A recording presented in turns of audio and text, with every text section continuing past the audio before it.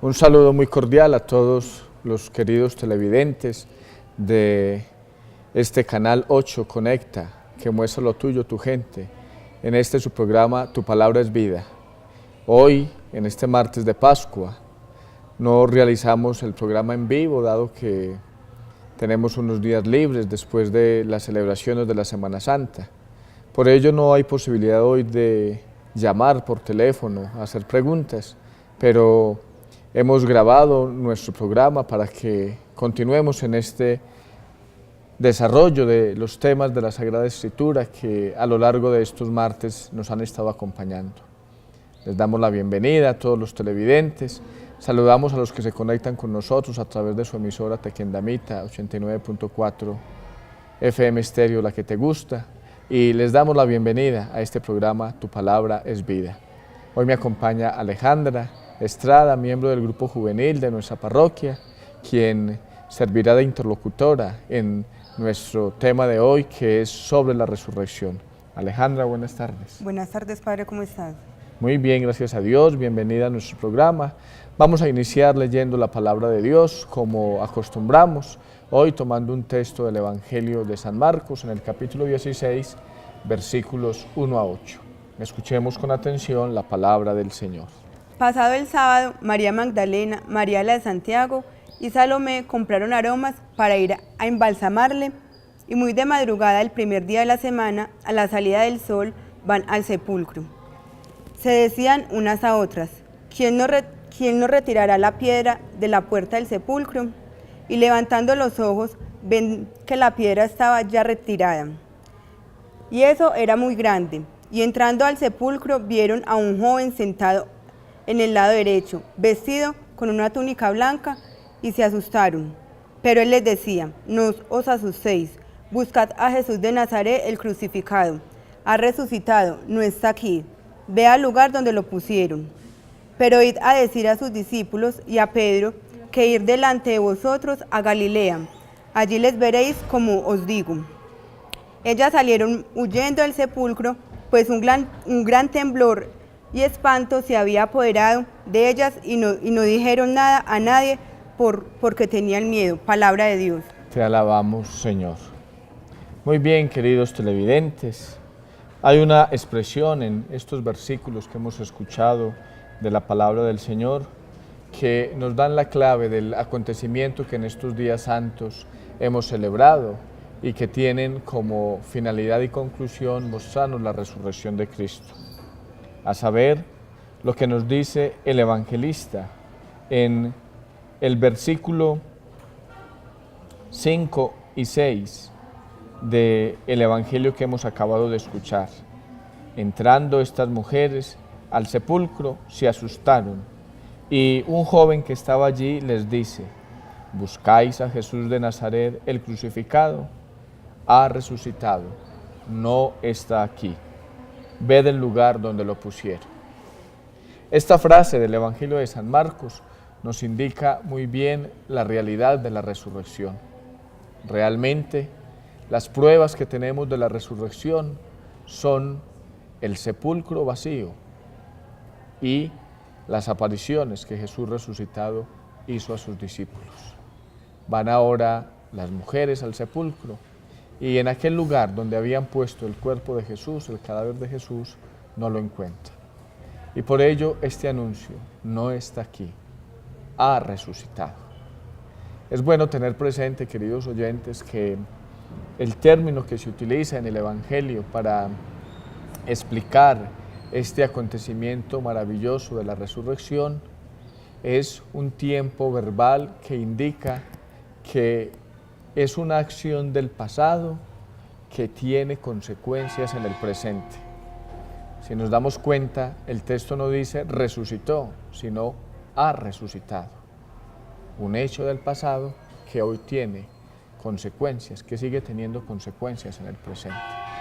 Entonces, iniciamos nuestro programa precisamente con esta reflexión que nos hace entender que la resurrección de Cristo es el hecho fundamental de nuestra fe como creyentes, como cristianos, y que a lo largo de estos minutos desarrollaremos con la intervención y las preguntas que Alejandra tiene propuestas y que ayudan a comprender mejor el tema.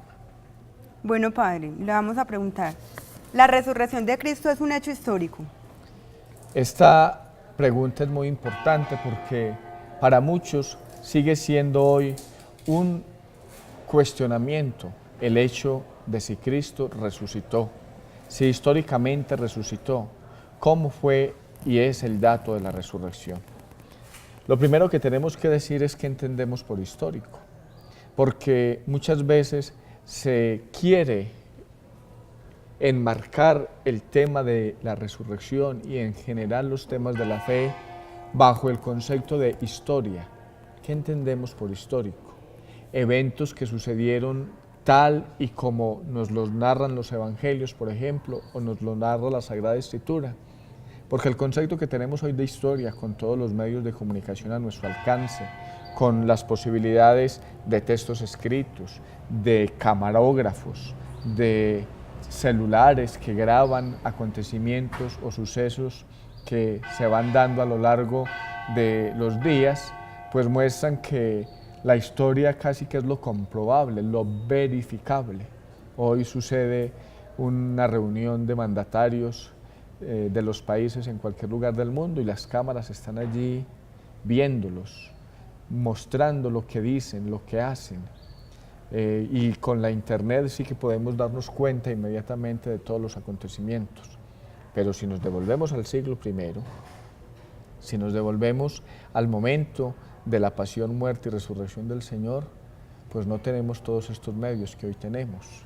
Sin embargo, hay que decir que la resurrección de Jesús es un hecho histórico en cuanto sucedió, en cuanto que se dio. Como les decía ahora, las pruebas que tenemos son el sepulcro vacío y las apariciones. Pero no tenemos científicamente la demostración de cómo fue la resurrección del Señor. Es decir, aunque es un hecho histórico, no podemos mostrar por medio de un video o de una grabación el momento exacto e inmediato en el que sucedió el hecho de la resurrección. Esto no quiere decir que sea un hecho irreal, sino que es una realidad que está mucho más allá de lo físico. Digámoslo así, la resurrección de Jesús no es un hecho realmente registrable por medio de cámaras fotográficas o de video o por medio de una grabación. Nadie hubiera podido fotografiar aquel momento de la resurrección. La resurrección es objeto de fe, es más que un fenómeno físico. De hecho, los evangelios no nos narran el fenómeno de la resurrección como tal, nadie la vio. Lo que nos aportan son los testimonios, las experiencias de unos hombres creyentes que después de la muerte de Jesús, tristes, algunos frustrados por lo que había sucedido, ya que esperaban de él la salvación, ahora resulta que no lo ven, pero luego lo experimentan dentro, sienten que Cristo está vivo y muchos testimonios de ellos aparecen en los evangelios y no solo en los evangelios, sino también en las cartas de San Pablo. El apóstol San Pablo en la primera carta a los Corintios, en el capítulo 15, nos dice que él transmite a sus creyentes de Corinto una afirmación de fe que él recibió, a saber, 1 Corintios 3 y siguientes, que Cristo murió por nuestros pecados según las Escrituras, que fue sepultado y que resucitó al tercer día según las Escrituras. Y luego añade que se apareció a Cefas y luego a los 12. Después se apareció a más de 500 hermanos a la vez, de los cuales todavía la mayor parte viven y otros murieron. Luego se apareció a Santiago, más tarde a todos los apóstoles, y en último término se me apareció a mí también, dice el apóstol San Pablo. Como vemos, este texto, que es de los más antiguos de la Sagrada Escritura, la primera carta a los Corintios es tal vez escrita en el año 52 aproximadamente, nos habla de la experiencia de Cristo vivo que tuvieron los apóstoles, y el apóstol San Pablo narra a más de 500 personas a las que se les apareció a la vez y dice que muchas de ellas aún viven. Estamos hablando aproximadamente unos 20 o 22 años después del acontecimiento de la resurrección. Entonces, ante la pregunta de Alejandra si la resurrección de Cristo es un hecho histórico, tenemos que decir que sucedió, pero que no podemos juzgar el hecho histórico de la resurrección con los juicios que hoy hacemos y por lo que entendemos hoy de la historia, como un hecho verificable, científicamente comprobable. Vuelvo y repito, nadie estuvo allí en el momento exacto de la resurrección, nadie lo verificó o lo fotografió, pero los apóstoles y muchos hombres y mujeres experimentaron a Cristo resucitado en sus vidas y teniéndolo vivo dentro de sí, lo dieron a conocer a los demás. Y a lo largo de estos 2000 años, la Iglesia continúa en esta experiencia de la resurrección. Muchas gracias, Padre. Padre, entonces, ¿y la resurrección es una reanimación de un cadáver? ¿O qué nos puede decir al respecto de esa pregunta? Esta pregunta es importante porque algunos han comparado la resurrección de Jesús, por ejemplo, con la resurrección de Lázaro, que nos narra el capítulo 11 y 12 del Evangelio de San Juan. En efecto, si ustedes han escuchado el Evangelio de San Juan, se dan cuenta que en el capítulo 11, el evangelista nos narra de una manera muy pedagógica y con una finalidad muy concreta de mostrar que Jesús es la resurrección y la vida. Nos narra el evangelista el acontecimiento de este hombre, Lázaro, un amigo de él en la casa en el pueblo de Betania, que le había dado pues tristeza a sus hermanas Marta y María por su fallecimiento. Había estado enfermo y había caído en esta enfermedad, produciéndose la muerte. Y entonces Jesús lo resucita. El Evangelio nos dice que incluso cuando Jesús llegó, una de las hermanas le dice que ya él estaba muerto, que ya estaba enterrado y que llevaba 3 días en el sepulcro. Los judíos pensaban que el espíritu de un cadáver rondaba el cadáver durante 3 días y luego se iba. Y el evangelista quiere mostrar más allá de esto el poder de la vida, de la resurrección que da el Señor. Pues bien, tendríamos que decir que la resurrección de Jesús no tiene ningún parecido con la reanimación, llamémoslo así, del cadáver de Lázaro.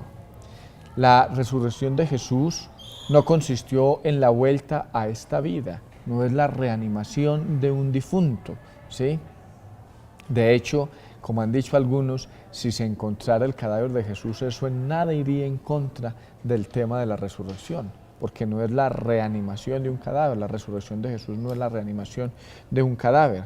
La resurrección de Jesús no es la vuelta hacia atrás, sino un paso adelante, un paso hacia otra forma de vida, un paso hacia la vida de Dios.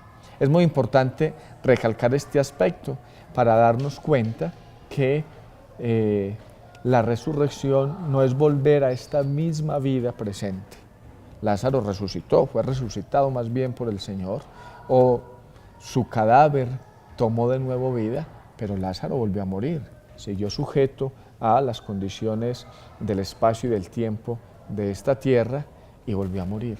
No, la resurrección de Cristo, que luego es la resurrección nuestra, porque nosotros creemos que resucitaremos con Él, es una resurrección que implica un nuevo estilo de vida.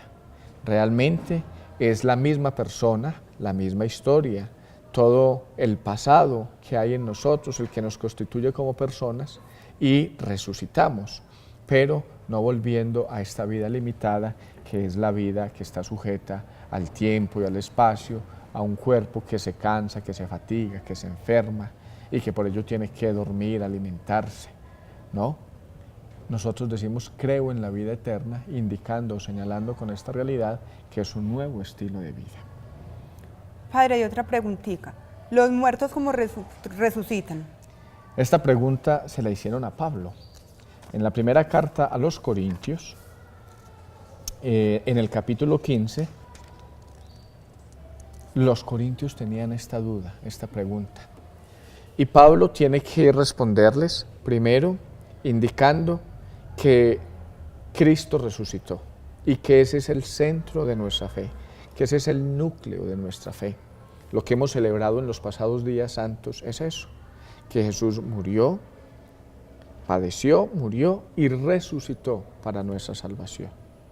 Y que esa resurrección se convirtió en el centro de la fe de los creyentes. ¿Por qué? Porque Él nos saca de la muerte a la vida, del pecado a la gracia. Y nos da la esperanza de que nuestra vida no se acabe en el momento de nuestra muerte, en el momento en que terminamos aquí la existencia, sino que, como decía ahora, pasamos a una vida nueva, que es la vida de Dios en nosotros. Pero claro, los corintios y muchos a lo largo de la historia se preguntan, ¿y entonces cómo es la resurrección de los muertos? Pablo le responde a los corintios una primera afirmación: si Cristo no resucitó, no tiene sentido la predicación que hacemos los apóstoles, no tiene sentido la fe que reciben los creyentes. Esta primera afirmación es muy importante porque nos indica que el centro de nuestra fe se basa, se fundamenta en la resurrección de Cristo. Y luego escuchemos lo que le preguntan los corintios en el capítulo 15, versículo 12. Ahora bien, si se predica que Cristo ha resucitado de entre los muertos, ¿cómo andan diciendo algunos entre vosotros que no hay resurrección de muertos? Si no hay resurrección de muertos, tampoco Cristo resucitó. Y si no resucitó Cristo, vacía es nuestra predicación, vacía también nuestra fe. Y luego añade, si solamente para esta vida tenemos puesta nuestra esperanza en Cristo, somos los más dignos de compasión de todos los hombres. Pero no, Cristo resucitó entre los muertos como primicias de los que durmieron, porque habiendo venido por un hombre la muerte, también por un hombre vino la resurrección de los muertos. Entonces, esta primera afirmación es muy importante porque Pablo dice que si no hay resurrección de muertos, que si Cristo no resucitó, los hombres somos los más desgraciados de todos. ¿Por qué? Porque las esperanzas se acaban en esta vida, porque con la muerte todo terminaría, y si todo termina con la muerte, como dirían algunos filósofos de la época de Pablo, habría que decir, comamos y bebamos, que mañana moriremos. Pero no, nosotros tenemos esperanza, y la fe nos lanza la esperanza en una vida posterior. Ahora bien, viene entonces la pregunta de los Corintios, versículo 35 del mismo capítulo 15 de la primera carta a los Corintios. Pero dirá alguno, ¿cómo resucitan los muertos? ¿Con qué cuerpo vuelven a la vida? Fíjense esta pregunta que le hacen a Pablo y vamos a seguir el texto para escuchar lo que responde el mismo Pablo. Le dice a alguno, ¿cómo resucitan los muertos? ¿Con qué cuerpo vuelven a la vida? Necio, lo que tú siembras no revive, sino muere. Y lo que tú siembras no es el cuerpo que va a brotar, sino un grano de trigo, por ejemplo, o de alguna otra planta.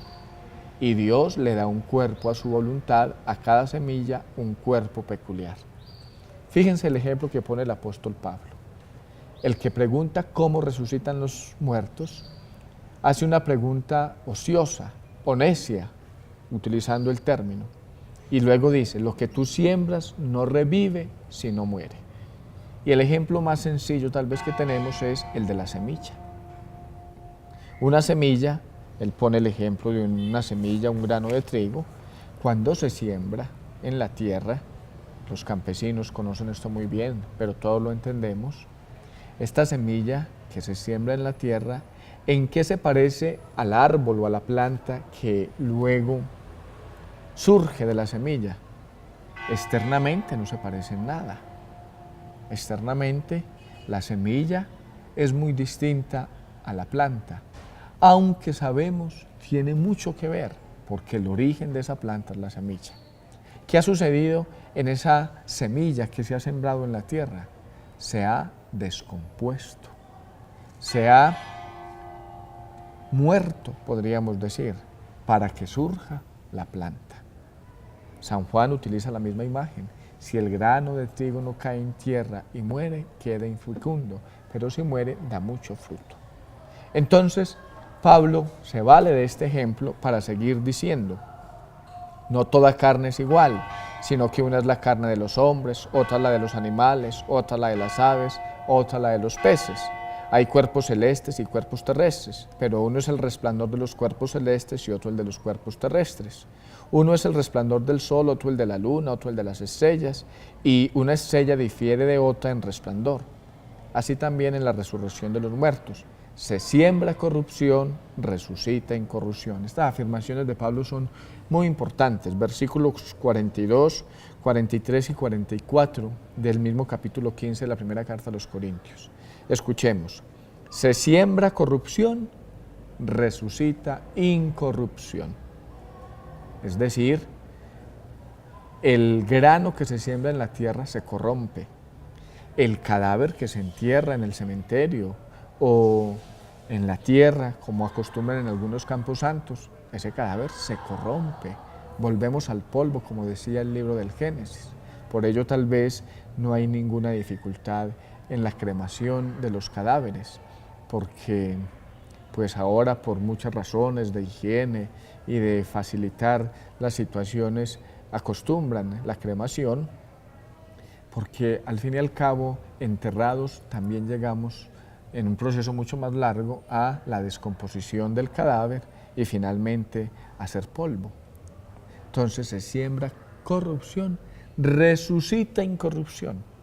En el cielo o en la vida eterna los cuerpos no son corruptibles. Segundo, se siembra vileza, resucita gloria.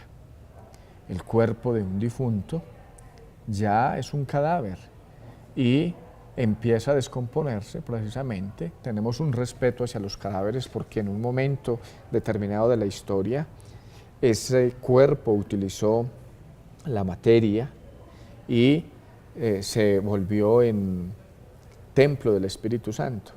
Pero lo que resucita es gloria, es decir, donde no hay vileza, donde no hay limitación humana. Sigue diciendo Pablo, se siembra debilidad, resucita fortaleza. Es decir, es un nuevo estado de vida. Por eso ahorita comentábamos que no es reanimar un cadáver, porque Lázaro, en el caso de la reanimación del cadáver de Lázaro, volvió a morir, porque seguía sujeto al tiempo y al espacio. Se siembra debilidad, resucita fortaleza, se siembra un cuerpo natural, resucita un cuerpo espiritual. Y ese cuerpo es lo que llamamos el cuerpo glorioso de un resucitado, que del único que sabemos es el de Jesús, un cuerpo que según nos narran los evangelios, pues atravesó, llamémoslo así, las paredes cuando se apareció a los discípulos en el cenáculo, o un cuerpo que no necesita alimentarse porque ya no está sujeto a las condiciones límites del tiempo y del espacio. Bueno, padre, le quería hacer otra pregunta. ¿Por qué la resurrección causó molestia para las autoridades judías del momento? Bueno, el hecho de la resurrección de Jesucristo concretamente causa en los judíos, en las autoridades religiosas de la época, pues mucha agresión. ¿Por qué? A ellos no les preocupó tanto que Cristo hubiera resucitado, sin más, sino que la resurrección causara en sus seguidores, en los discípulos, la fuerza para señalar que Él estaba vivo, para seguir anunciando lo que el mismo Jesús había hecho durante su estadía en la tierra, para seguir proclamando el bien. Y entonces las predicaciones que tenemos de los apóstoles, especialmente en el libro de los Hechos de los Apóstoles, nos muestran que tanto Pedro como Juan y después Pablo hará entender que el que resucitó fue el que los judíos habían matado. Es decir, a ese Jesús a quien ustedes crucificaron, Dios lo resucitó. Podríamos leer algún texto, por ejemplo, un discurso de Pedro en el capítulo 3 del libro de los Hechos de los Apóstoles. Dice a partir del versículo 14 del capítulo 3, Jesús, a quien vosotros entregasteis y de quien renegasteis ante Pilato cuando éste estaba resuelto a ponerle en libertad, vosotros renegasteis del santo y del justo y pedisteis que se os hiciera gracia de un asesino y matasteis al jefe que lleva a la vida. Y luego dice en el versículo 15, pero Dios le resucitó de entre los muertos y nosotros somos testigos de ello. Y por la fe en su nombre, este mismo nombre ha restablecido a este que vosotros veis y conocéis. Es pues la fe dada por su medio la que le ha restablecido totalmente ante todos vosotros. Esto lo dice Pedro en un momento en el que se ha curado a un tullido que iba al templo y que ahora por la acción de los apóstoles es curado. Dice Pedro precisamente por el poder de la resurrección, ¿sí? Entonces, lo que molesta a los judíos, y por eso se vuelve tan agresiva la noticia de la resurrección, es que al que ellos habían crucificado, al que las autoridades civiles y religiosas habían rechazado, excomulgado, condenado, Dios lo resucitó. La resurrección es obra del Padre Dios, y esta experiencia poderosa que vivió Jesús y que luego transmitió a sus discípulos hace que la iglesia exista. La iglesia existe porque Cristo resucitó. Los evangelios existen porque Cristo resucitó. Los sacramentos existen porque Cristo resucitó. Y esto fue lo que realmente irritó a las autoridades judías desde el momento. Jesús les irritó cuando estaba vivo y ahorita les irrita cuando está resucitado, porque está resucitado en sus discípulos, con sus discípulos. Este hecho fue el que los irritó, no tanto el hecho físico de la resurrección, que un ser humano esté muerto o vivo, eso lo podían tal vez tolerar, sino el hecho de que Jesús estuviera vivo y presente en sus discípulos y esta fe en ellos los hiciera hacer el bien a tantas personas que le rodeaban. Bueno, Padre, ¿qué tiene que ver la resurrección de Cristo con nosotros? Esta pregunta es muy importante porque es corriente comprender que la gente cree en la resurrección como un hecho del pasado. Ah, sí, Cristo resucitó. Un hecho histórico, como decíamos ahora, un hecho del pasado. E incluso que afirmemos la fe en el futuro. Creo en la resurrección de los muertos, esperando también nosotros resucitar algún día con Él. Pero ¿qué tiene que ver con nosotros, con el presente? El Evangelio de San Lucas, en el capítulo 24, nos ofrece, yo creo que una clave muy concreta para ver la resurrección hoy, en el presente, con nosotros. Dice el evangelista San Lucas, en el capítulo 24, versículos 13 y siguientes, que después de la muerte del Señor, 2 discípulos regresaron a Emaús un poco tristes y fracasados por lo que había sucedido. Y señala el evangelista que un caminante anónimo se hizo al lado de ellos y se fue acompañándolos en ese camino.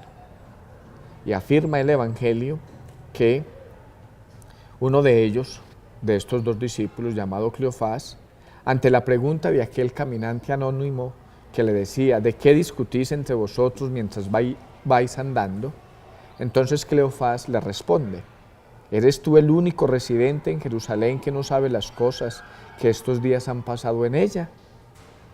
Y este caminante les dice, ¿qué cosas?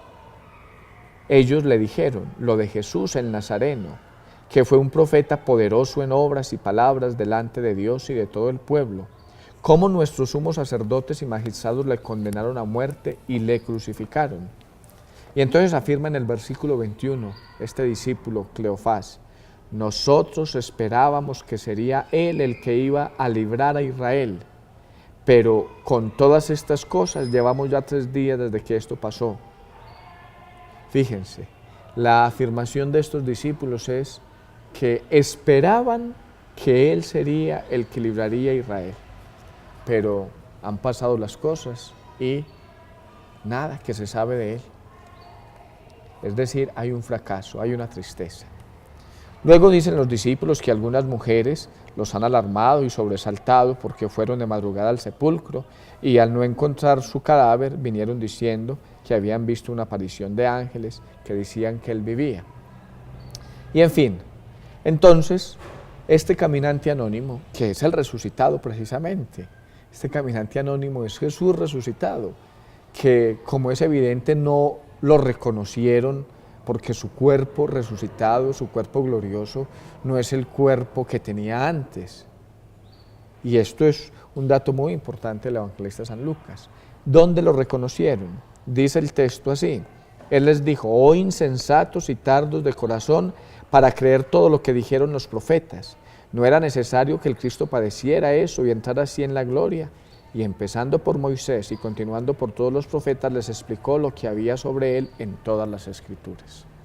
Es decir, les explica este caminante anónimo que es Cristo resucitado, que las Escrituras, el Antiguo Testamento en su momento, les habían anunciado esta grandeza de la resurrección. Y entonces el texto sigue diciendo que este caminante entró a quedarse con ellos a partir de la petición que le hacen: quédate con nosotros, Señor. Y dice el versículo 30, sucedió que cuando se puso a la mesa con ellos, tomó el pan, pronunció la bendición, lo partió y se lo iba dando. Y entonces dice el versículo 31, entonces se les abrieron los ojos y le reconocieron, pero Él desapareció de su lado. Y se dijeron uno a otro: ¿no estaba ardiendo nuestro corazón dentro de nosotros cuando nos hablaba en el camino y nos explicaba las Escrituras? Y levantándose al momento, se volvieron a Jerusalén e encontraron reunidos a los 11 y a los que estaban con ellos, que decían: es verdad, el Señor ha resucitado y se ha aparecido a Simón. Ellos por su parte contaron lo que habían pasado en el camino y cómo le habían conocido en la fracción del pan. Hago referencia a este texto de San Lucas porque yo creo que nos ayuda hoy a responder a la pregunta que nos hace Alejandra: ¿qué tiene que ver la resurrección con nosotros? ¿Dónde encontrar hoy a Cristo resucitado? Estos discípulos encontraron a Jesús primero en la palabra. Es decir, dice el texto, no ardía nuestro corazón cuando nos hablaba por el camino y nos explicaba las Escrituras. Cristo resucitado está en la palabra de Dios. Y ahí nuestra fe se hace operante y viva. Hoy la resurrección tiene que ver con nosotros, porque el resucitado, por el que existen los evangelios y por el que existe la Sagrada Escritura, especialmente el Nuevo Testamento, nos sigue hablando de una manera muy concreta. Segundo, Cristo resucitado está en la Eucaristía. Lo reconocieron al partir el pan. Y por ello todos los domingos nos reunimos en torno a Cristo resucitado y celebramos la fracción del pan que es la Eucaristía, como lo hacían los primeros creyentes. Y tercero, Cristo está en el hermano, en ese hermano anónimo. Aquí no reconocieron al resucitado en su cuerpo, iba caminando con ellos y no lo reconocieron. Celebrando la Eucaristía y escuchando las Escrituras, se dieron cuenta que Él era. Hoy también el resucitado está en tantos hermanos nuestros, especialmente en los pobres, en los más necesitados, en los que necesitan una voz nuestra de aliento. Cristo resucitado, mis queridos televidentes y oyentes, no es una imagen que sale por las calles de nuestro municipio un día en procesión, ¿no? Cristo resucitado es cada uno de nosotros que tiene su espíritu en nosotros y que le hace el bien al otro, a ese hermano anónimo que va con nosotros, escuchando la palabra de Dios y celebrando la Eucaristía. Al respecto, la carta a los Colosenses tiene esta expresión en el capítulo 3. Si habéis resucitado con Cristo, buscad las cosas de arriba donde está Cristo sentado a la diestra de Dios. Aspirad a las cosas de arriba, no a las de la tierra. Como diciéndonos, miren cómo empieza el autor de la carta a los Colosenses. Los que habéis resucitado con Cristo, es decir, la fe en la resurrección no es un hecho del pasado, sino un hecho del presente. Nosotros, por la fe en la resurrección, deberíamos vivir aquí como resucitados. Adelantar aquí el cielo en la tierra desde nuestras limitaciones. La fe en la resurrección nos tiene que llevar a vivir como el Maestro. Vamos concluyendo nuestro programa porque el tiempo se nos agota. Creo que estas indicaciones que hemos presentado nos ayudan a comprender mejor este misterio de fe que estamos celebrando. Alejandra, muchas gracias por tu presencia, padre, por tu compañía, y a ustedes, queridos televidentes, que nos dejan entrar a sus casas en su programa Tu Palabra es Vida, todos los martes a partir de las 6:30 de la tarde, en su canal 8 que muestra lo tuyo, tu gente, y en Tequendamita Estéreo 89.4, la emisora que te gusta. Los esperamos todos los martes para que sigamos creciendo en el conocimiento de Dios, en fortalecer nuestra fe, en vivir este misterio tan grande de la resurrección de Cristo. Una buena tarde a todos y que el Señor les regale abundantes bendiciones.